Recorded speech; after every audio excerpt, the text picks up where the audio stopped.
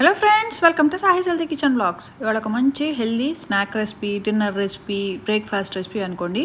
దానికి ముందుగా కాబూలి శనగలు, చిక్ పీస్ ఉంటాయి కదా, వాటిని ఇలా ఉడకబెట్టేసి మ్యాష్ చేసేసుకుందాం. మిక్సీలో వేసేసి ఇలా పిండిలాగా చేసుకోండి. అలాగే చిలకడ దుంపల్ని ఉడకబెట్టేసి అది కూడా మ్యాష్ చేసేసుకుని ఇందులోకి వేసుకుందాం.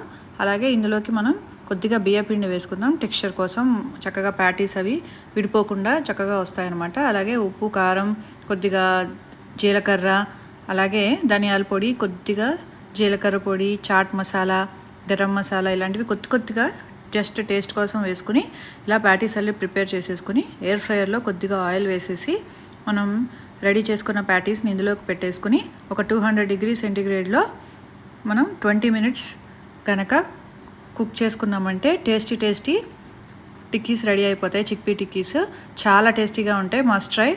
Don't forget to subscribe. Thank you.